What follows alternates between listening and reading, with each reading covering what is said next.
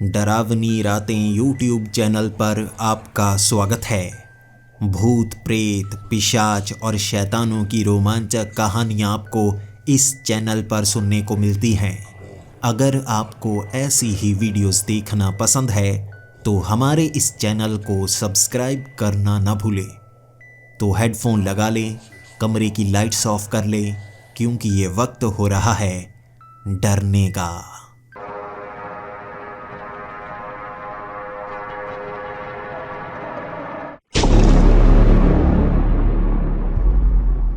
Hello दोस्तों, मेरा नाम हरीश है और मैं पश्चिम बंगाल का रहने वाला हूँ।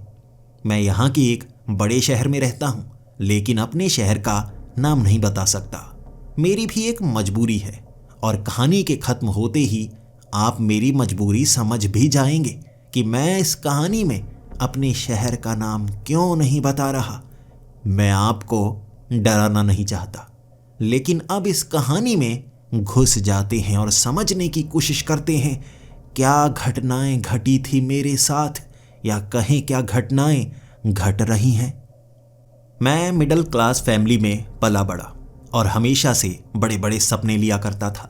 अमीर बनना है, एक न एक दिन अमीर बनना है, ढेर सारा पैसा कमाना है, अच्छी सी गाड़ी खरीदनी है।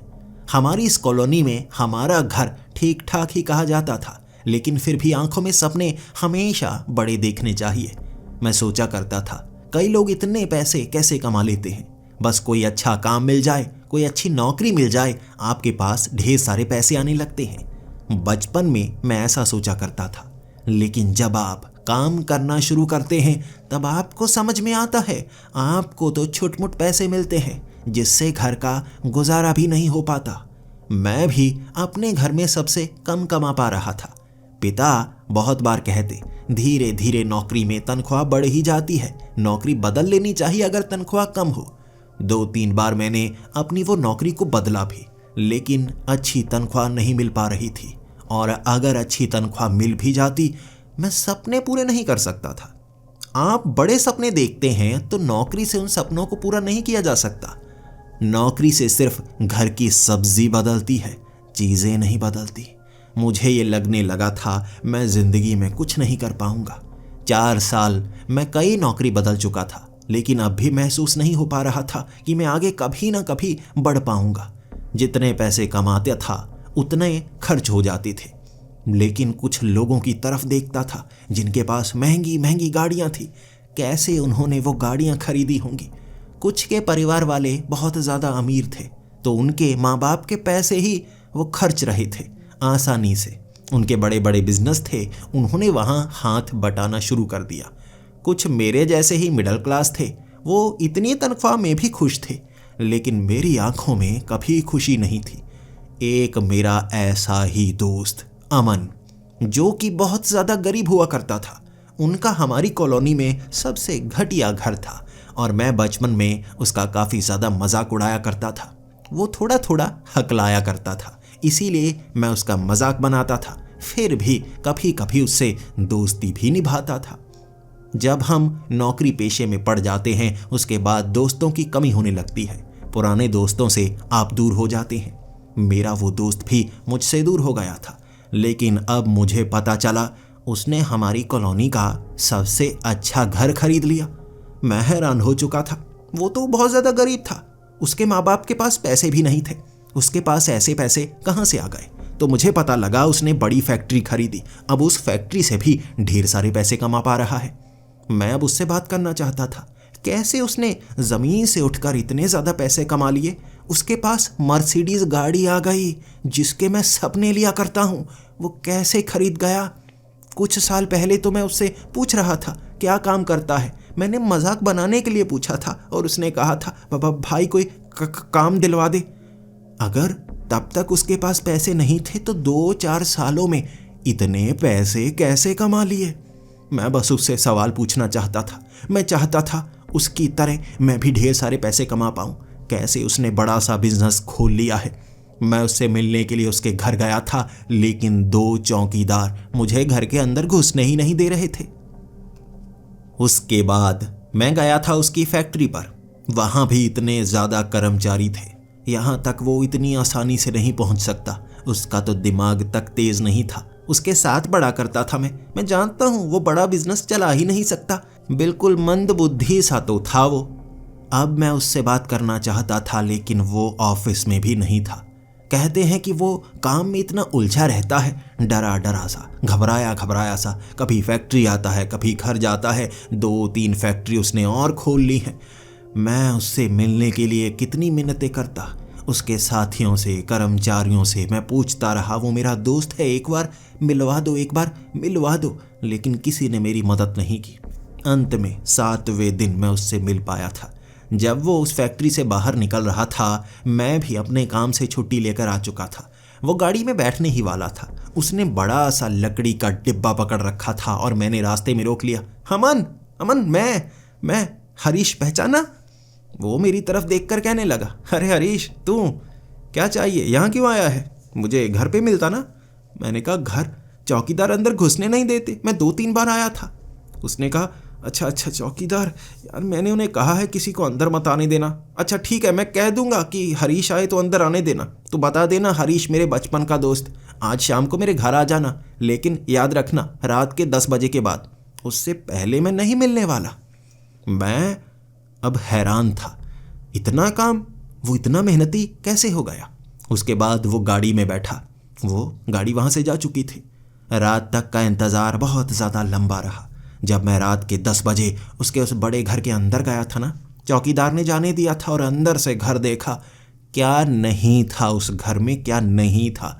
3 गाड़ियाँ खड़ी थी, बड़ा सा झूमर बाहर लगा हुआ था धूप में, यानी कि रात में रोशनी करने के लिए बाहर झूमर लगा रखा है, वो भी 2-4 लाख का। इतने ज़्यादा पैसे इसके पास आ गए हैं। पीछे स्विमिंग पूल था, आगे बड़ा गार्डन बना रखा था और उसके बाद जाकर तो घर शुरू हुआ। घर में हर चीज़ मौजूद थी और सोफे पर बैठा वो जैसे रो रहा था। मुझे लगा बहुत ज़्यादा परेशान होगा ना। अमीर लोगों के साथ ऐसा ही होता है, काम धंधे इतने ज़्यादा बढ़ा लेते हैं कि परेशानी सर पर आ जाती है। मैं उसके करीब गया। वो मुझे देखकर मुस्कुराया। आंखों में नमी थी लेकिन फिर भी मुस्कुरा रहा था वो। कुछ देर पहले इधर उधर की बातें की। मुझसे मिलकर वो बहुत ज़्यादा खुश था। बचपन की यादें उसकी ताज़ा हो गई थी। मैं उसको वो यादें याद दिलाना भी नहीं चाहता था। मैं कितनी बेइज्जती किया करता था। मुझे लग रहा था कि बीच बीच में मुझे भी वो बेइज्जत तो करेगा। उसकी गरीबी का मजाक जो उड़ाता था मैं, अब वो मेरा मजाक भी उड़ाएगा। लेकिन ऐसा नहीं हुआ। वो बार बार उन पलों को याद कर रहा था। वो दुखी पल थे। मैं कैसे उसे चिढ़ाता था, वो रोया करता था। वो उसे याद करके भी बहुत खिलखिलाकर हंस रहा था। क्या वो दिन थे, जैसे आज वो बहुत ज़्यादा परेशान हो, वो ऐसे दिखा रहा था। तब बातें शुरू हो ही गई। मैंने उसको कहा कि मैं एक नौकरी कर रहा हूँ, तनख्वाह काफ़ी कम है। उसने कहा, तनख्वाह कम है? मेरी फैक्ट्री में काम कर ले, क्या बनेगा, मैनेजर बनेगा, अच्छी तनख्वाह मिलेगी। मैं उसका शुक्रिया करना चाहता था। 1 मिनट में उसने ये कह दिया कि मैनेजर लग जा, पोस्ट खाली है। तनख्वाह भी अच्छी खासी बता रहा था। लेकिन मैं उससे भी बड़ा सवाल पूछना चाहता था। हाँ वो तो ठीक है यार, मैंने तुझे काफ़ी गरीबी में देखा है मेरे भाई, इतनी बड़ी फैक्ट्री कैसे लगा ली, लोन मिल गया तुझे? उसने कहा, लोन नहीं लिया मैंने, कैश में ये फैक्ट्री खरीद ली। मैंने कहा, कैश में? लेकिन कैश कहाँ से आया? उसका चेहरा उतर गया था, होंठ जैसे बंद हो गए थे। वो कुछ बताना चाहता था लेकिन जैसे उसके होंठ खुल नहीं रहे थे। फिर कुछ जोर लगाने के बाद उसने कहा, नहीं बता सकता यार, बस इतना समझ ले मैंने फैक्ट्री खोल ली।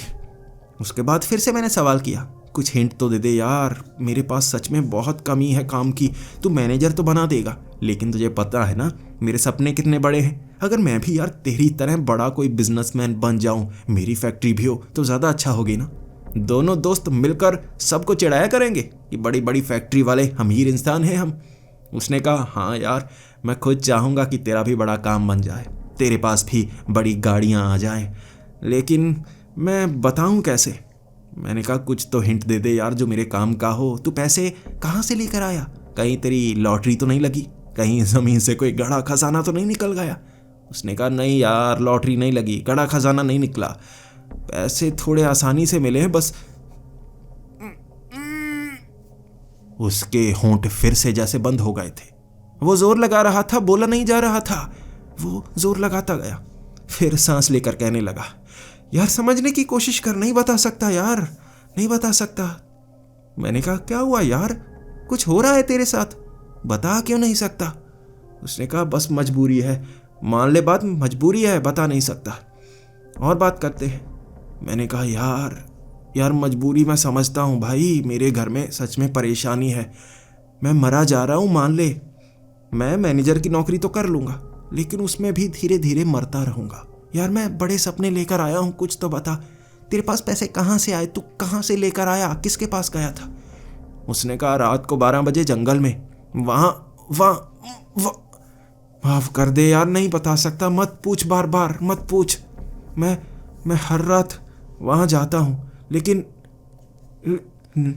मत पूछ यार, नहीं बता पाता भाई, मेरी सांस रुक जाएगी। मैंने कहा, क्या हुआ भाई, रात को कहाँ जाता है, जंगल में क्या, और तू खुद को रोक कैसे लेता है, कोई चीज़ है जैसे तुझे रोक देती है? वो मेरे सामने रोने लगा था। वो ऐसे रोने लगा था जैसे बहुत बड़ी परेशानी में हो, लेकिन अमीर लोग नाटक करते हैं, मैं जानता हूँ। वो मुझे नहीं बताएगा, मैंने हर कोशिश की, बार बार नाटक करने लगता था जैसे कोई शक्ति उसे रोक देती हो। वो रो रहा था, मुझे पता था वो नाटक है, लेकिन चलो कोई बात नहीं, मैनेजर की नौकरी ही कर लूँगा, उससे थोड़ा घर तो अच्छा चल जाएगा ना।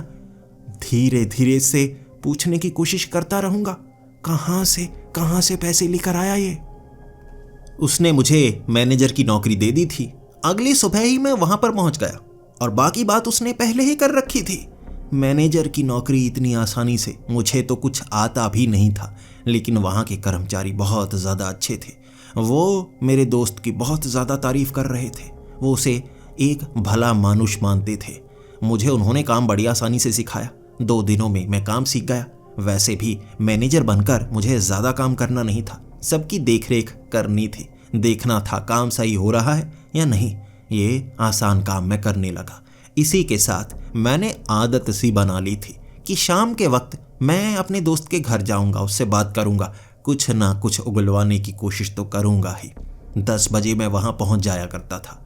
4-5 दिनों बाद मैंने उससे पूछा, यार तू ऑफिस से 7 बजे निकलता है, लेकिन घर में तुझसे मिलने के लिए मुझे 10 बजे आना पड़ता है, इससे पहले कहाँ रहता है? कोई लड़की वड़की का चक्कर तो नहीं?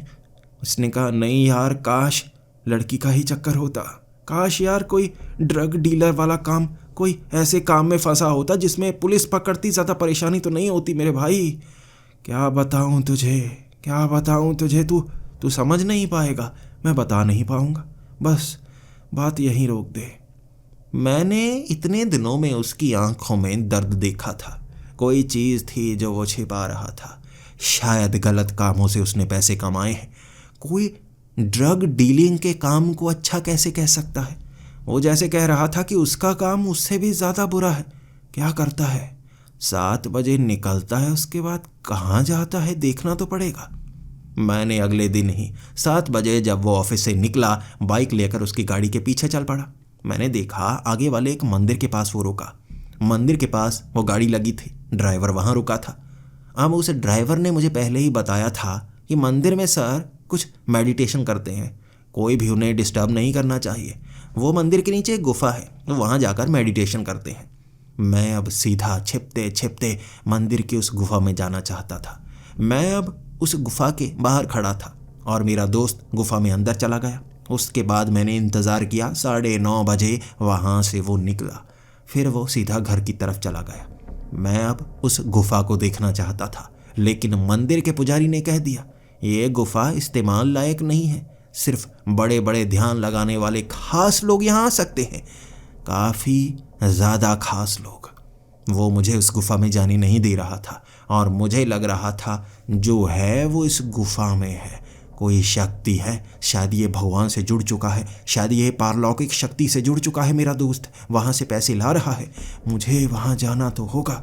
3-4 दिन मैंने उसे फॉलो किया।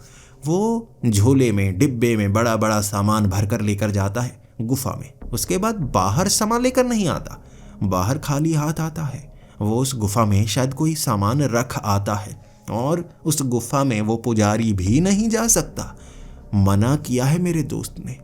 क्या है उस गुफा में, क्या है उस गुफा में, देखना तो होगा मुझे अब बस उस गुफा के बारे में जानना था।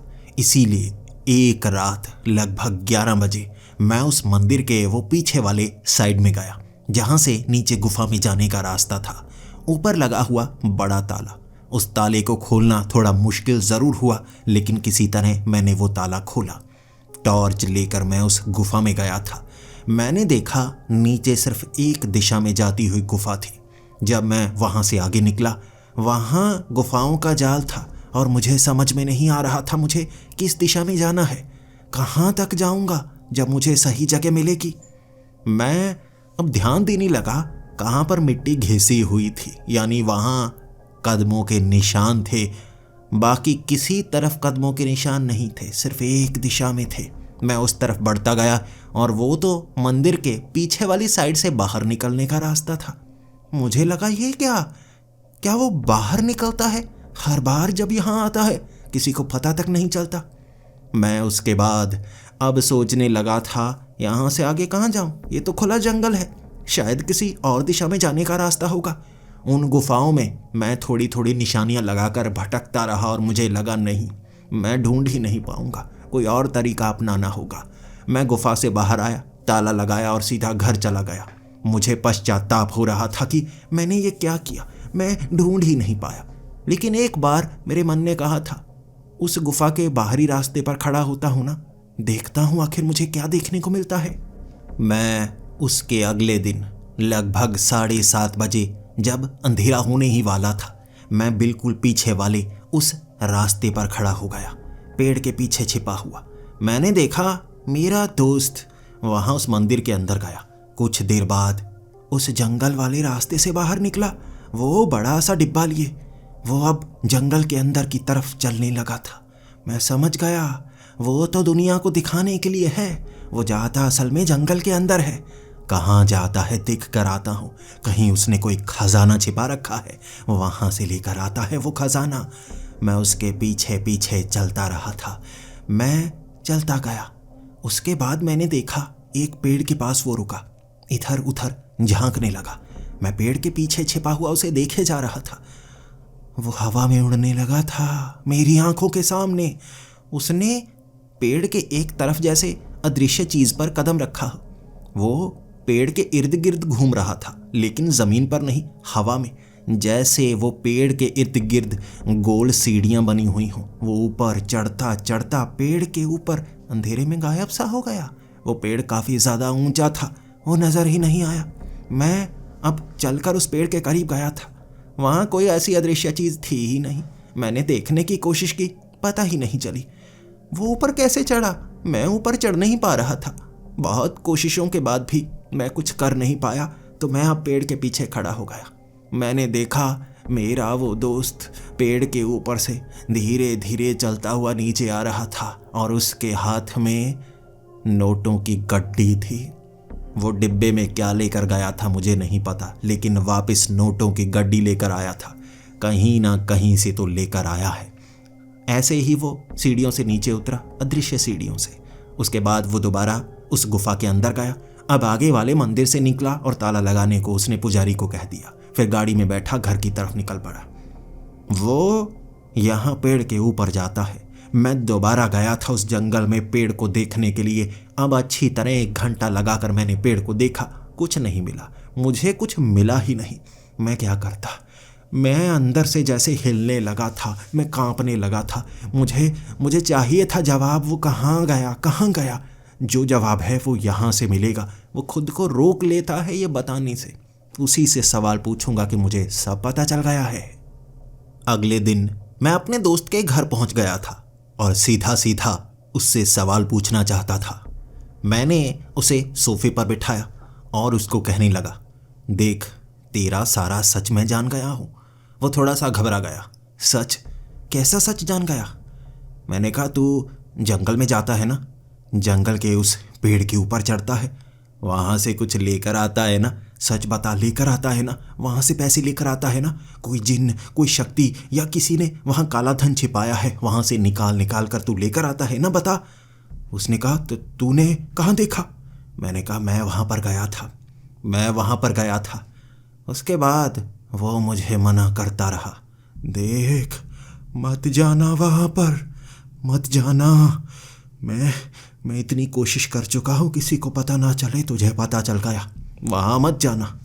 मैंने कहा अच्छा, खुद सारा का सारा माल खाना चाहता है, तो चाहता है किसी को पता ना चले।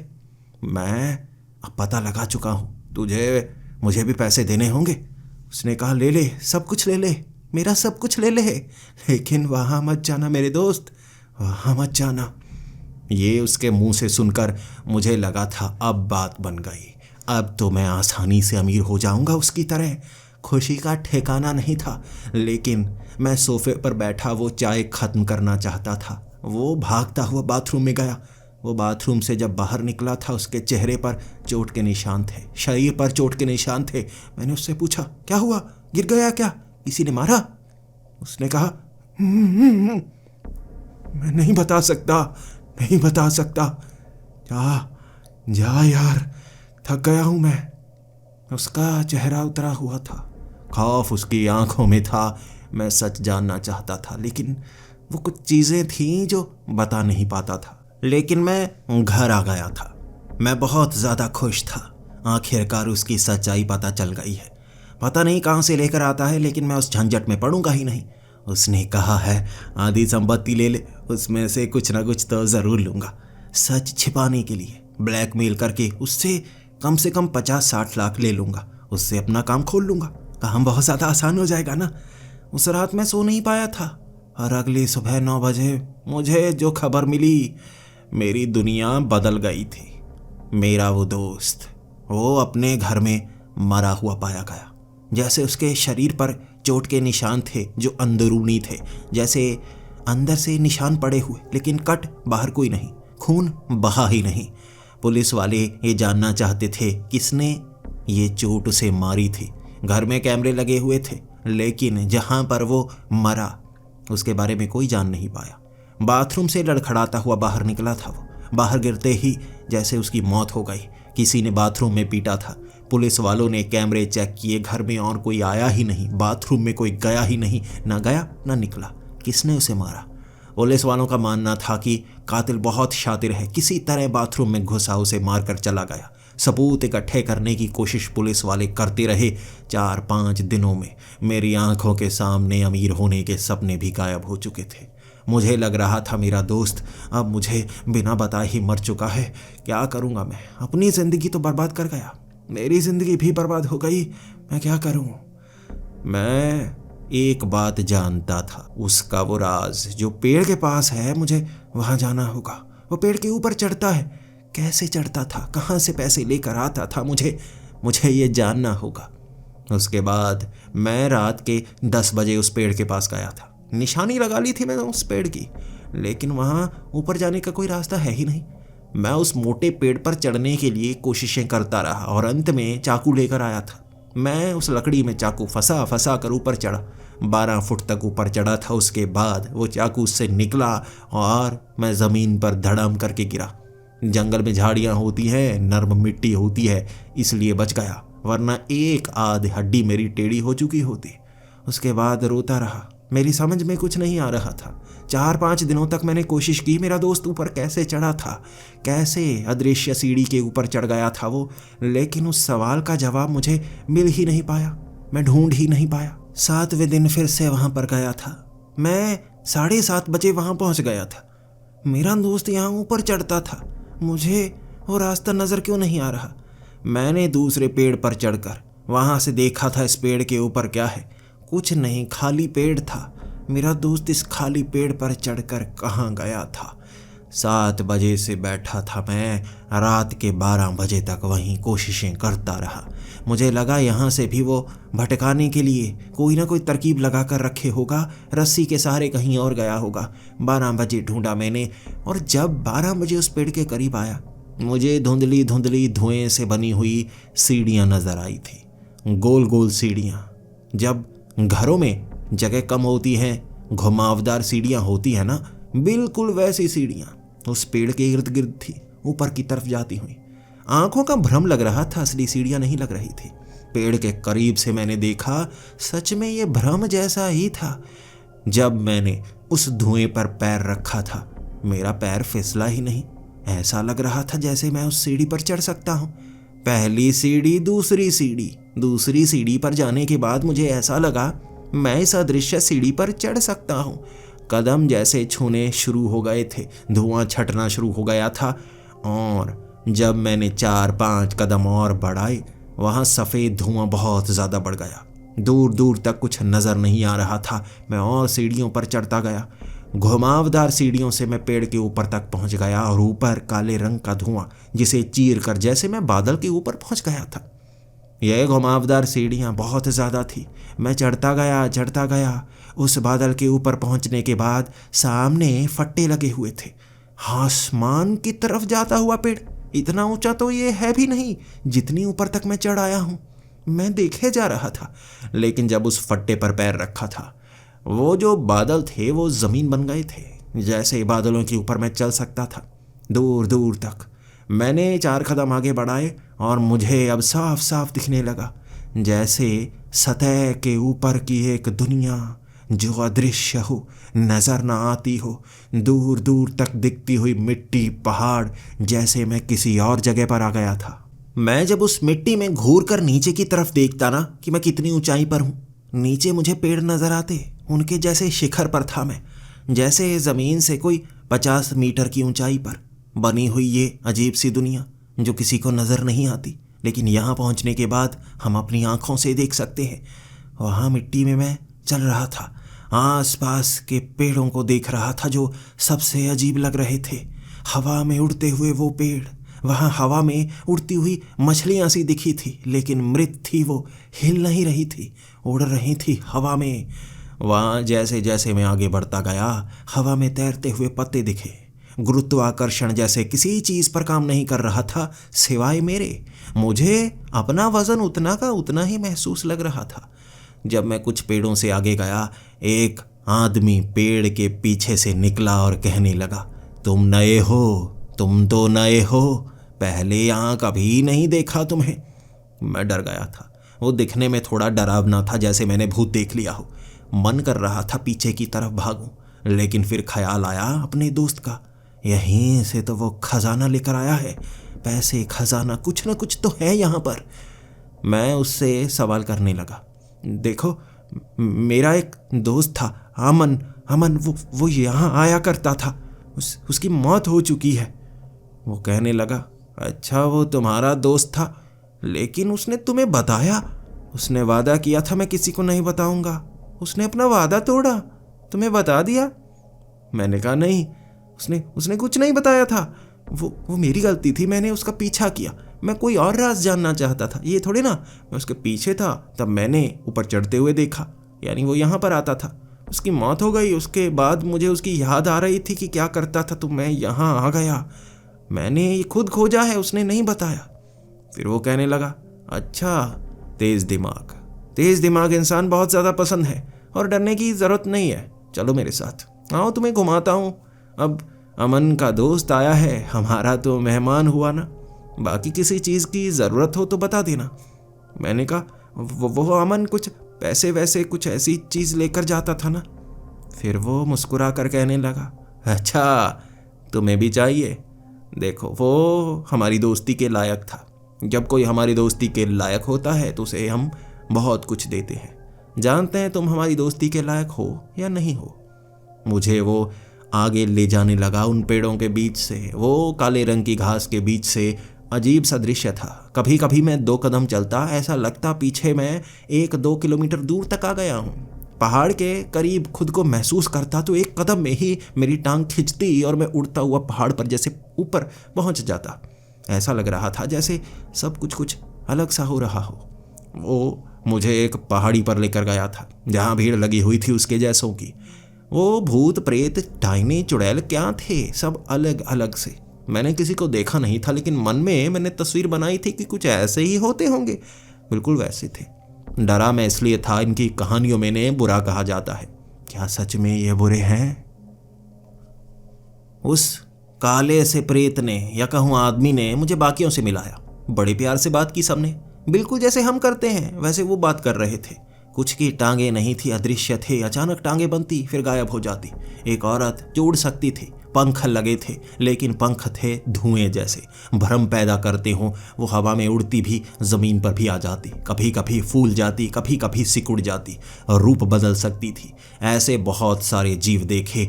उस आदमी ने सबसे मिलवाया बड़े प्यार से। मुझे खाने को भी कह रहे थे लेकिन वो सड़ी हुई चीज़ें, गले हुए मांस, मैं ऐसी चीज़ें नहीं खाता। उनको साफ मना कर दिया मैंने। उन्होंने ज़बरदस्ती भी नहीं की। काफ़ी घूमा उनके साथ। वो जगह देखने लायक थी, वो शक्तियाँ देखने लायक थी जो मैंने महसूस की थी। मैं बड़ा खुश हुआ। 2-3 घंटे उसके साथ घूमता रहा। उसने बड़े प्यार से घुमाया। उसके बाद मैंने कहा, मैं थक गया हूँ। क्या तुम अब मुझे बता सकते हो मेरा दोस्त कहाँ से वो चीज़ लेकर जाता था? उसने कहा, वो बता नहीं सकते। कुछ राज होते हैं जो दोस्तों को बताए जाते हैं, तुम्हें थोड़े ना बता सकते हैं। मैंने कहा, अच्छा तो मैं फिर आता हूँ, आज मैं चलता हूँ, अब मेरे वापस जाने का समय है। उसने कहा, वापस जाने का समय? यहाँ जो आता है उसे वापस जाने का रास्ता नहीं मिलता। तुम आ तो सकते हो, जा नहीं सकते। जैसे मौत के बाद की दुनिया होती है ना, हम मर जाएं दोबारा जिंदा थोड़े ना हो सकते हैं, बिल्कुल वैसे। सीढ़ियाँ चढ़ ली तुमने, अब वापस नहीं जा सकते। अब तुम्हारे शरीर में वो शक्ति ही नहीं रही कि तुम वापस जा पाओ। अब मुझे उसकी बातों से डर लगने लगा था। मैंने उसको कहा, वापस नहीं जा सकता? क्या मैं मारा गया? उसने कहा, नहीं, मारे नहीं गए। ये जो दुनिया है ना, यहाँ आने का रास्ता आसान है, जाने का रास्ता नहीं। मैंने कहा, मेरी मदद करो, मुझे जाने का रास्ता दिखाओ ना। उसने कहा, जाने का रास्ता तो दिखा दूं, तुम कौन से मेरे दोस्त हो? हमने अपने दोस्त को जाने का रास्ता दिखाया था, तुम तो उसके दोस्त हो ना, हमारे दोस्त थोड़े ना हो। मैंने कहा, 2 घंटे हमने बातें की, हम दोस्त नहीं हैं, क्या तुम मुझसे दोस्ती नहीं करोगे? वो हंसने लगा, मुस्कुराने लगा। ये की ना काम की बात, अब आए लाइन पर। दोस्त बनोगे फिर तो मदद करेंगे, जो चाहोगे वैसी मदद करेंगे। जो पूछा था ना उसके जवाब भी मिलेंगे। दोस्त तो बनो। मैंने कहा, बन गए दोस्त? उसने कहा, नहीं, ऐसे दोस्त नहीं, वादों के साथ दोस्त बना जाता है। जब दोस्त आपस में वादे करते हैं, रिश्ते निभाते हैं, तो दोस्ती अंतिम चरण तक चलती है। ऐसी दोस्ती क्या तुम करोगे? मैंने कहा, हाँ, मैं पक्की दोस्ती करूँगा, बिल्कुल पक्की वाली। मैं तुम्हारी मदद करूँगा, तुम मेरी मदद करना। उसने कहा, बस यही तो चाहते हैं। तो हमारी दोस्ती पक्की होगी, यानी जब भी मैं तुमसे मिलने आऊँ, तुमसे बात करूँ, तुम अपनी दोस्ती निभाओगे, भूल तो नहीं जाओगे ना? मैंने कहा, नहीं भूलूंगा। उसने कहा, मेरे भी दोस्त हैं, उनसे भी प्यार से बात करोगे ना? मैंने कहा, हाँ, सबसे मिलूंगा। उसने कहा, तो ठीक है, ये पहली शर्त। दूसरी शर्त, इस दुनिया के बारे में, उन सीढ़ियों के बारे में, रास्ते के बारे में, इन चीज़ों के बारे में तुम बात नहीं कर सकते, ये वादा करो। मैंने कहा, वादा रहा, वादा बिल्कुल नहीं बताऊंगा। मैं क्यों किसी को बताऊंगा, ये तो मेरे अंदर राज रहेगा ना। उसने मुझे गले से लगा लिया। वाह मेरे दोस्त, वाह वाह वाह वाह, तुम बिल्कुल अपने दोस्त की तरह हो। तुमने अपना वादा निभाया, वादा कर दिया, समझो निभ गया। अब दोस्ती की है तो तुम्हें बताओ क्या चाहिए? मैंने कहा, मैं वापस जाना चाहता हूँ। उसने कहा, वापस तो चले जाओगे, वो देखो रास्ता तुम्हारी आंखों के सामने, तुझे खुद लेकर जाऊंगा वहाँ पर, लेकिन कुछ और भी चाहिए होगा, वो बताओ। मैंने कहा, वो मैं क्या, मेरा दोस्त यहाँ से कुछ पैसे लेकर जाता था, अगर मुझे भी कुछ मिल जाए, क्या यहाँ कोई खजाना है? उसने कहा, खजाना? खजाना छोटा शब्द होता है। ब्रह्मांड की हर चीज़, हर शोहरत, दौलत, हर चीज़ मिलेगी। कितने पैसे चाहिए? मैंने कहा, 1 लाख। उसने 2 लाख मेरे हाथ पर रख दिए, अपनी शक्ति से जैसे बना दिए थे या कहीं से चुराए थे, मेरे हाथ में रखे और कहा, मेरे दोस्त ये लो, दोस्ती निभानी है, हमने भी तुमने भी। जा सकते हो, अब तुम मिलने तो आओगे ना? अब तुम्हें हर रोज़ मिलने यहाँ पर आना होगा। वादा करो कुछ लेकर भी आओगे, यहाँ से लेकर जाओगे, वहाँ से लेकर आओगे, वादा करते हो? मैंने कहा, हाँ, लेकर के आना होगा। उसने कहा, जो तुम्हें अच्छा लगे, जो तुम्हें अच्छा लगे। हमने तुम्हें वो दिया जो तुम्हें अच्छा लग रहा है, तुम भी हमें वो देना जो तुम्हें अच्छा लगे। हम कुछ नहीं मांगेंगे। मैं अब उस सीढ़ियों के सहारे नीचे आ गया था। उसने खुद यहाँ तक छोड़ा था। फिर मैं चलकर घर, हाथ में 1,00,000 रुपए और 1,00,000 अलग से, 2,00,000 को देखकर मुझे ऐसा लग रहा था रास्ता मिल गया अमीर बनने का। 1,00,000 मैंने माँ को दिए, 1,00,000 अपनी तिजोरी में रखे। उसके बाद खुशी खुशी जैसे ही बेड पर सोने वाला था, मेरे पेट से वो निकल कर आया और मुस्कुरा कर कहने लगा, मेरे दोस्त सो गए? अरे हमारे जागने का समय है, तुम सो गए? उसे देखकर मैं डर ही गया था। मेरी चीख निकल आई थी और उसके बाद वो मेरे पेट में फिर से गायब हो गया। उसने कुछ किया तो नहीं, लेकिन मुझे बहुत ज़्यादा डरा दिया। जैसे ही मेरी माँ वहाँ पर पहुँची, मैं घबराया हुआ था, चेहरे पर पसीना आया हुआ था। और माँ ने कहा, क्या हुआ? अभी तो सोने के लिए आए थे, क्या कोई डरावना सपना तो नहीं देखा? मैंने माँ को बताना चाहा कि मैंने वो भूत देखा, लेकिन मुंह से शब्द नहीं निकल रहा था। मैं बस यही बोल पा रहा था, जैसे मेरे होंठ चिपक गए हों। मैंने माँ को बताने की हर कोशिश की, लेकिन ना तो मैं इशारे कर पा रहा था, मेरी उंगलियां जकड़ जाती, ना मुंह से बोल पा रहा था। फिर मैंने जैसे ही माँ को कहा, कुछ नहीं माँ, डरावना सपना आया था, साफ साफ बोल दिया मैंने।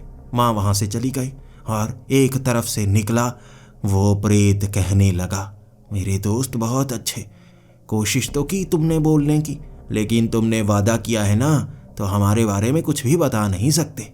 वादा ताउम्र चलेगा तुम्हारे साथ, लेकिन तुम डरना मत। तुम मुझसे डर क्यों रहे थे? मैं तो तुम्हारा दोस्त हूं ना। मैंने भी घबराते हुए कहा, हाँ, तुमने डरा दिया ना, हो तो तुम प्रेत ही ना, तो मैं डर जाता हूँ, थोड़े डरावने लगते हो। वो गुस्से में आ गया, डरावना लगता हूँ? दोस्त के साथ ऐसे बात करते हो? दोस्त के साथ ऐसे बात करते हो? नाराज हो जाऊंगा मैं उसे नाराज भी नहीं करना चाहता था। पैसे जो चाहिए थे उससे। मैंने कहा, माफ़ कर दो, माफ़ कर दो, मैं उस दुनिया में कभी गया नहीं ना, तो बोलने का अंदाज भी अलग है मेरा। दोस्त की गलती माफ़ नहीं करोगे? उसने मुस्कुरा कर कहा, कर दी, दोस्त की गलती माफ़ कर दी। अब कल आना ज़रूर, तब तक हम बातें करते हैं। 1-2 बजे तक वो बातें करता रहा, अपने बारे में बताता रहा, मरने से पहले वो क्या था, कैसे करता था, दूसरी दुनिया कैसी है वो बताता रहा। 2 बजे मेरी बस हो चुकी थी। मैंने उसको कहा, सोने दो, मैं थक गया हूँ, अब काम पर भी तो जाना है। उसने कहा, काम पर क्यों जाना है? मैं पैसे दे तो रहा हूँ, कितने चाहिए बताओ। तब मेरा दिमाग चला, हाँ, काम पर क्यों जाना है? अब तो पैसे मिलेंगे ना हर रोज़, उसकी तरह अमीर हो जाऊँगा, काम पर क्यों जाना है? उसकी बात मानी मैंने, लेकिन नींद बहुत ज़्यादा थी। 3 बजे छोड़ा उसने, तब जाकर सोया मैं। सुबह 10 बजे उठा था। उसके बाद मैं सोच रहा, करूं तो क्या करूं। माँ ने कहा, काम पर नहीं जाना। मैंने कहा, नहीं माँ, छुट्टी हो गई है। फिर मैं इंतज़ार करने लगा शाम होने का। मेरा वो दोस्त 7 बजे जाता था ना, मैं भी 7, 7:30 ही जाऊंगा और छिप कर जाऊंगा, किसी को पता ना चले। मैं अब घूमकर तालाब वाले रास्ते से उस पेड़ तक पहुंचा। मैंने पीछे मुड़कर देखा, कोई पीछा तो नहीं कर रहा। अभी मेरा पीछा कौन करेगा? आखिर एक पागल जंगल में जा रहा है, कोई पीछा थोड़े ना करेगा। अगर मैं अमीर होता, यहाँ आता, फिर लोग ज़रूर पीछा करते। उसका भविष्य में ध्यान रखूंगा। मैं अदृश्य सीढ़ियों को देख पा रहा था, धुआं धुआं सा, और यकीनन मेरे दोस्त को भी वो दिखती थी, कोई और नहीं देख सकता। मैं जैसे ही उन सीढ़ियों से घूम कर ऊपर पहुंचा, मेरा दोस्त मेरा इंतज़ार कर रहा था। आ जाओ, कुछ मज़े करते हैं, यहाँ अंधेरी दुनिया दिखाता हूँ जहाँ डरावने डरावने जीव रहते हैं, और डरना मत, हमारे होते कोई हाथ लगा दे ऐसा हो ही नहीं सकता। फिर वो मुझे अंधेरी दुनिया में लेकर गया। वहाँ क्या नहीं देखा मैंने, अजीब अजीब जीव, बड़ी बड़ी आंखों वाले। एक ऐसा जीव था जिसका सर नहीं था, एक गोल बड़ी आंख थी, नीचे तीखे नाखून, और उसने मुझे जकड़ लिया। तब मेरे दोस्त ने कहा, अरे छोड़ दो, यह हमारा दोस्त बन गया है। तब उसने मुझे छोड़ दिया। उसके बाद वो मुझसे बातें करना चाहता था, लेकिन बोल नहीं सकता था। आंख सिर्फ पलकें झपक सकती है, बोल नहीं सकती। वो पलकें झपका झपका कर बातें करने की कोशिश कर रहा, और मैंने कहा, मुझे आगे और देखना है। इस तरह अपने दोस्त के साथ वहाँ से निकला था मैं। उसने कई जगह दिखाई। आज मैं 5 लाख रुपए लेकर वापस आया था, लेकिन उसने एक बार ये कहा था, तुम कुछ देना तो भूल ही गए। मैंने बहुत माफ़ी मांगी उससे, वो थोड़ा नाराज़ हो गया था। फिर मैं घर को आ गया। जब बेड पर सोने वाला था, तिजोरी में पैसे रखकर मुझे भविष्य के सपने दिख रहे थे। मैं गाड़ी लूँगा महंगे वाली, फैक्ट्री दोस्त की मैं ही खरीद लूँगा, वो इतना अमीर था ना, उसका काम मैं चलाऊँगा। फिर मैं जब सोने वाला था, मेरे पेट से वो निकला, उसकी शक्ति, वो रोशनी कर चुका था मेरे कमरे में, और मैं उसको कहने लगा, आज थका हूँ यार, आज थका हुआ हूँ, तुम्हारे साथ इतना तो घूमा हूँ, अब मुझे सोने दो यार, सोने दो, मुझे सोना है। उसने खींच कर चमाट लगाई मेरे गाल पर, इतनी जोरदार चमाट, मैं एकदम से घबरा गया। मारा क्यों मारा?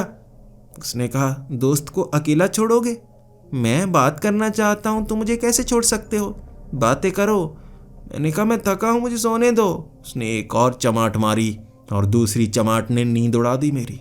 वो कह रहा था, दोस्त बने हो बातें करो, दोस्त बने हो बातें करो। उसने मुझसे बहुत बातें की, बड़ी मुश्किल से 3 बजे तक छोड़ा था। मैं समझ गया था ये खतरनाक है, इनसे पीछा जल्दी ही छुड़ाना होगा। अगले दिन मैं सेब लेकर गया था, एक बड़ी टोकरी सेब की। उसके बाद मैं ऊपर पहुंचा, उन्हें सेब दिए। वो मिल बांट कर खा रहे थे, लेकिन जल्द ही खत्म हो गए। उसके बाद कहने लगे, बस इतने ही, बस इतना सा लेकर आए, हमें और खाने थे। मैंने कहा, तो बता देते, मैं ज़्यादा लेकर आता। तभी मुझे बचाने के लिए मेरा वो दोस्त कहने लगा, जितने लेकर आया है उतने खाते बनो, भुक्खड़ कहीं के, हमारी पूरी दुनिया के लिए लेकर आए वो, ऐसे तो वो बेचारा मारा जाएगा। वो जितने लेकर आता है उतने में काम चलाना पड़ेगा, जो भी लेकर आता है उसमें काम चलाना पड़ेगा। सबने अपनी नज़रें झुका ली थी। उसके बाद मुझे खुशी हुई, मेरा साथ तो दिया। मैंने उससे मांगा 50 लाख, आज मुझे 50 लाख चाहिए। उसने कहा, लालच कर रहे हो, लेकिन ठीक है, दोस्त हो तो मिलेंगे। अब पूरे 50 लाख नोट में चाहिए या सोना चाहिए? मुझे लगा, सारे नोट लेकर क्या करूँगा, सोना लूँगा ना, जिसे आसानी से रखा जा सकता है। मैंने अपने उस दोस्त से 500 ग्राम सोना लिया, बाकी नोट लिए। इस तरह से 50 लाख रुपए का सामान लेकर घर आया था। मैं 2-4 दिन और जाऊंगा, इससे तो बहुत ज़्यादा अमीर हो जाऊंगा। सोना वोना लेकर आऊँगा, सही जगह रखूँगा, टिकाऊँगा, लाइफ सेट हो जाएगी, फिर भगा दूंगा इन्हें, भूत ही तो हैं, क्या करेंगे। लेकिन उस रात मेरे पेट से मेरा दोस्त नहीं निकला था, वो अजीब सा शैतान निकला था जो कह रहा था, कम सेब क्यों लेकर आए, मुझे सिर्फ एक ही मिला, मुझे बस एक ही मिला, और लेकर क्यों नहीं आए? मैंने कहा, मुझे नहीं पता, मेरे दोस्त से पूछो। उसने कहा, वो अभी नहीं आने वाला, जवाब दो। मैंने कहा, मैं नहीं दूंगा, भाग जाओ यहाँ से। उसने जो मुक्के मारने शुरू किए मेरे मुंह पर, निशान बना दिए, एक तरफ की आंख सूज गई मेरी, जैसे उसने हड्डियां तोड़ने की कगार पर पीटा था। पसलियां भी जैसे मेरी टेढ़ी कर दी हों, इतने मुक्के मारे थे छाती पर। मैं कराह रहा था। माँ ने कराहने की आवाज़ सुनी और पूछा, क्या हुआ? मैं बोल नहीं पा रहा। उसके बाद कोशिश हर की, मैं रोने लगा, माँ चली जाओ, माँ चली जाओ, नहीं बता सकता, मैं नहीं बता सकता, आप चली जाओ। मेरी माँ वहाँ से चली गई थी। उसके बाद मुझे लगा कैसी मुसीबत में फंस गया। उसने बहुत बुरी तरह मारा था मुझे और निशान डाल दिए थे। फिर 3 बजे के करीब मेरा दोस्त आया और उसने मुझसे पूछा, क्या हुआ मेरे दोस्त, ये क्या हाल बना रखा है, कुछ लेते क्यों नहीं? मैंने कहा, क्या लूँ, तेरे साथी ने मारा है। फिर उसने मुझसे पूछा, किसने मारा? मैंने कहा, उसने। फिर वो कहने लगा, कल मिलते हैं, तू देख मैं क्या बनाता हूँ उसका, तू देख। मैं जब उन सीढ़ियों को चढ़कर ऊपर गया था, उसे कैदी बना रखा था। मेरे दोस्त ने उसे इतना पीटा, उसकी बाजू, हड्डियां, धड़, गर्दन अलग कर रहा था।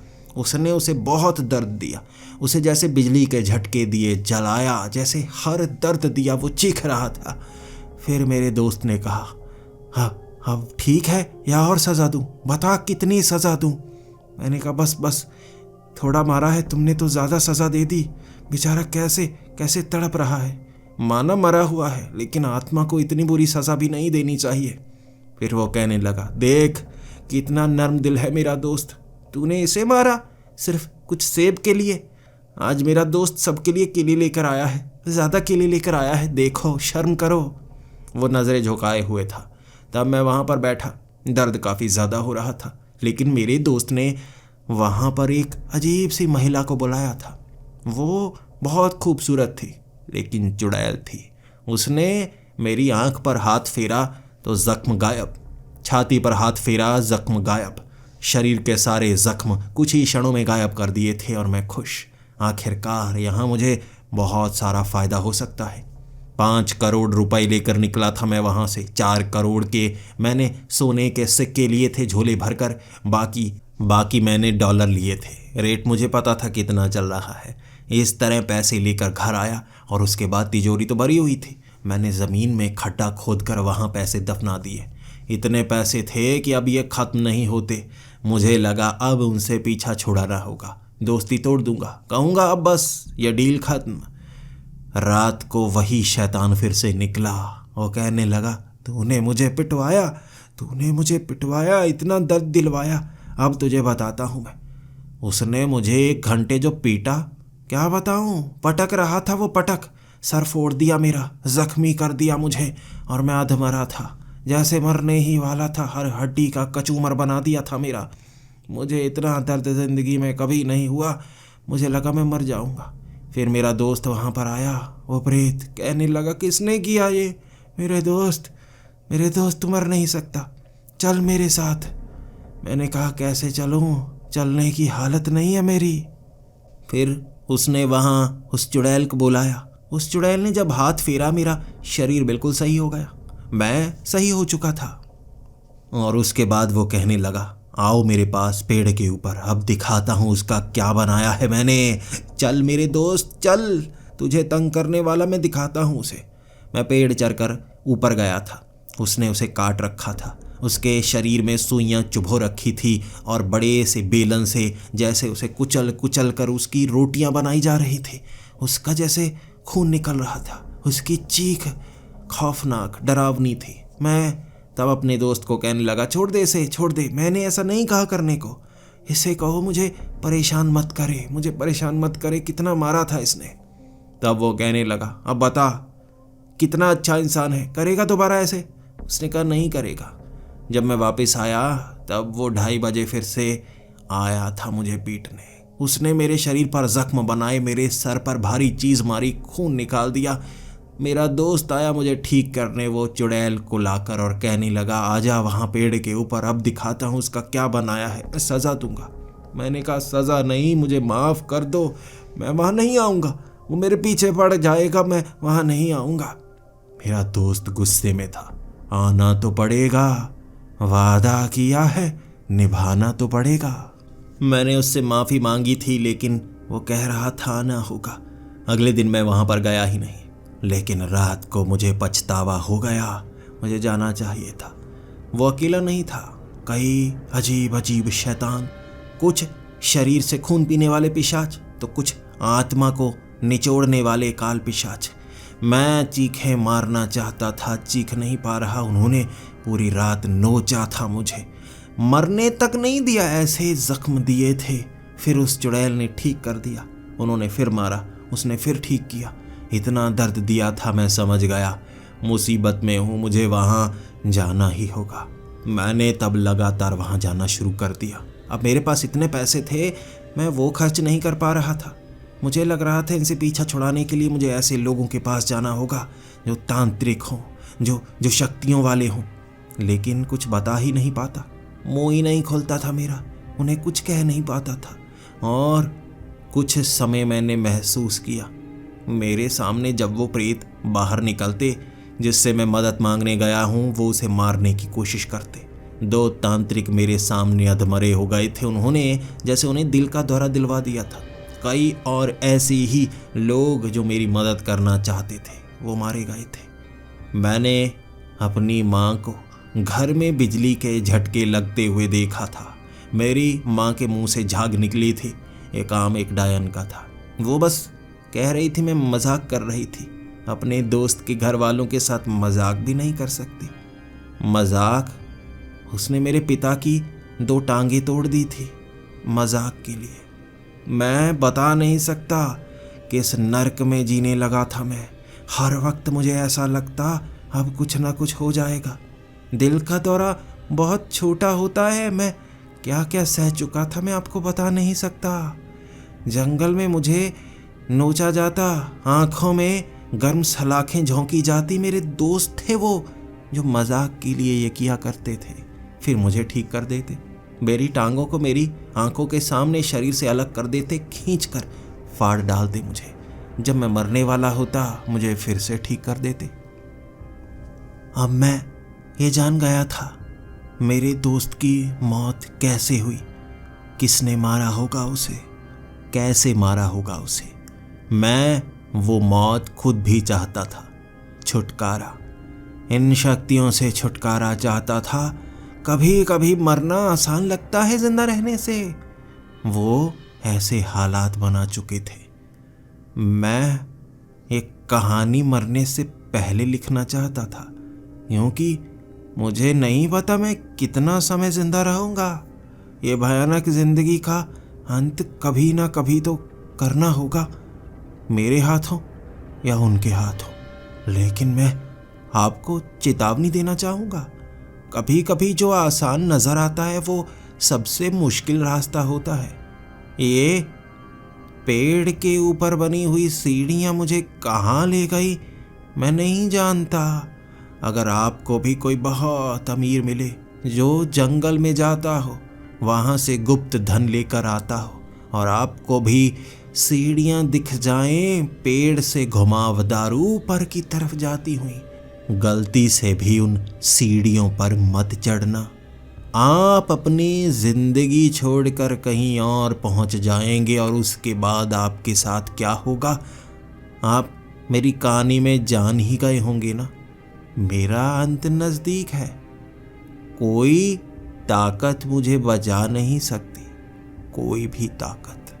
और मैं जानता हूँ आप इसे सिर्फ एक कहानी समझ रहे होंगे। मैं आपको यकीन दिला सकता हूँ, अंधेरे में है ना आप, महसूस कीजिए, उन्हें महसूस कीजिए। मेरे दोस्त कुछ पलों के लिए आपको करीब से महसूस होंगे, उन्हें महसूस कीजिए।